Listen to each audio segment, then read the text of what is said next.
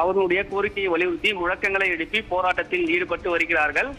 இன்றைய தினம் காலை திருவிக நகர் மண்டலத்தில் பணி செய்த தூய்மை பணியாளர்கள் தேனாம்பேட்டை அண்ணா அறிவுரை முன்பாக மறியல் போராட்டத்தில் ஈடுபட்ட சூழ்நிலையில் இவர்கள் ராயபுரம் மண்டலத்தில் பணி செய்யக்கூடிய தூய்மை பணியாளர்கள் தற்போது போராட்டத்தில் ஈடுபட்டு வருகிறார்கள். தமிழக அரசு தனியார் மைய நடவடிக்கை தூய்மை பணியாளர்களுக்கான தனியார் மைய நடவடிக்கையை முழுமையாக கைவிட வேண்டும், நிரந்தர பணி வழங்குவதற்கான நடவடிக்கை எடுக்க வேண்டும் என்று பதாகைகளை ஏந்தி தற்போது போராட்டத்தில் ஈடுபட்டு வருகிறார்கள். இவர்களுக்கு போராட்டம் நடத்துவதற்கு இந்த இடத்தில் அனுமதி இல்லை. எனவே காவல்துறையினரும் ஒருபுறம் குவிக்கப்பட்டிருக்கிறார்கள். இவர்களை உடனடியாக கைது செய்வதற்கான நடவடிக்கையும் தற்போது காவல்துறையினர் மேற்கொண்டு வராங்க.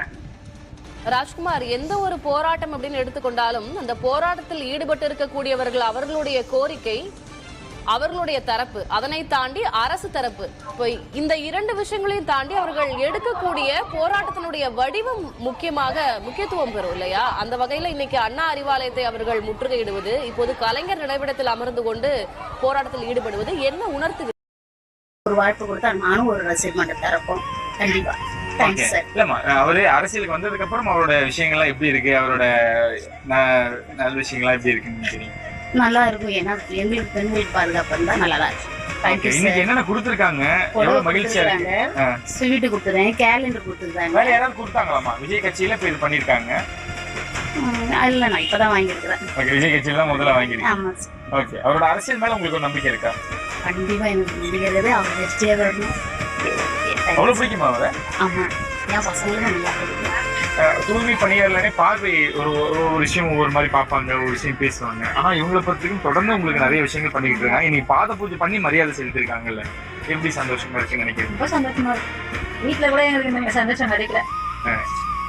விஜய் அவர்கள் மேல இப்போ ஒரு நம்பிக்கை வருது. ஏன்னா கட்சி சார் இல்ல, எங்களுக்கு எப்பயுமே நம்பிக்கை. ஏன்னா நாங்க எல்லாமே அவரோட ரசிகர். அப்படியா? இப்ப 2026 எதிர்பார்க்கலாமா? கண்டிப்பா. ஓகே, என்ன நம்ம வாங்கிருக்கீங்க? இவர்கிட்ட சாரிங்க தான் வாங்கியிருக்கேன். நான் வரது இப்போதைக்கு எனக்கு தெரியாது. ஓகே, இல்ல ஈஸியா வந்து தொடர்ச்சியா உங்களுக்கு நிறைய நல்ல விஷயங்கள் பண்ணிக்கிட்டு இருக்காங்க. அதான் சாரி கொடுத்துருக்காங்க, பிராட் பாக்ஸ் வாங்கியிருக்கோம், இது நிறைய செய்திருக்காங்க. பெரியவங்க எல்லாமே பாத பூஜை பண்ணது இன்னும் சந்தோஷம் இந்த வாட்டி.